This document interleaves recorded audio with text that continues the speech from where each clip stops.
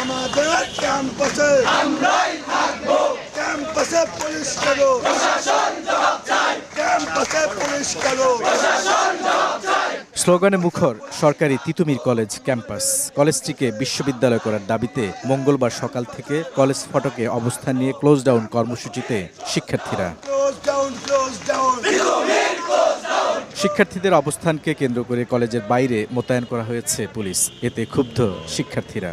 তারা যদি যৌক্তিক মনে করে যে তিতুমির বিশ্ববিদ্যালয় একটা বিশ্ববিদ্যালয় হওয়ার মতো, স্বতন্ত্র হওয়ার মতো যোগ্যতা রাখে, তাহলে অবশ্যই আমরা বিশ্ববিদ্যালয়টা চাই। কোনো জায়গা থেকে আমাদের কাছে আশ্বাস বাণী বা কোনো ধরনের কথা আমাদের কাছে আসে নাই। আন্দোলনরত শিক্ষার্থীরা বলছেন, ঢাকা উত্তরে কোনো পাবলিক বিশ্ববিদ্যালয় নেই। একটি কমিশন গঠন করে বিশ্ববিদ্যালয় দাবির যৌক্তিকতা যাচাই করার আহ্বান তাদের। ইতিবাচক সিদ্ধান্ত না পেলে দেয়া হবে কঠোর কর্মসূচি। সিদ্ধান্ত আশানুরূপ না হয় তাহলে ছাত্র সমাজই সিদ্ধান্ত দিবে যে আমাদের পরবর্তী কর্মসূচি কি হতে যাচ্ছে। সিদ্ধান্ত যদি আমাদের পক্ষে না আসে তাহলে আমরা কঠোর থেকে কঠোর কর্মসূচি দিতে বাধ্য হব। এদিকে আইন উপদেষ্টা বলেছেন, রাতারাতি কোনো কলেজকে বিশ্ববিদ্যালয় করা অযৌক্তিক। মানুষকে জিম্মি করে আন্দোলন না করার আহ্বান তার। ট্রেনের মধ্যে ইট মেরে আপনার নারী শিশু তাদেরকে আহত করা হচ্ছে, এটা কি ধরনের আন্দোলন?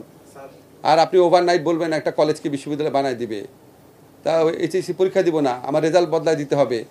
এখন আপনারা খালি চিন্তা করেন যে এখন আবার একটু কঠোর পদক্ষেপ নিলেও আবার সবাই সমালোচনা করা শুরু করে যে এরকম পুলিশ কেন এই ব্যবস্থা নিল, এটা কি আগেরই পুলিশ কিনা। ট্রেনে ঢিল ছুড়ে নারী শিশুকে আহত করা অমানবিক বলে মন্তব্য করেন উপদেষ্টা। এ ঘটনায় দুঃখ প্রকাশ করেছে তিতুমির ঐক্য।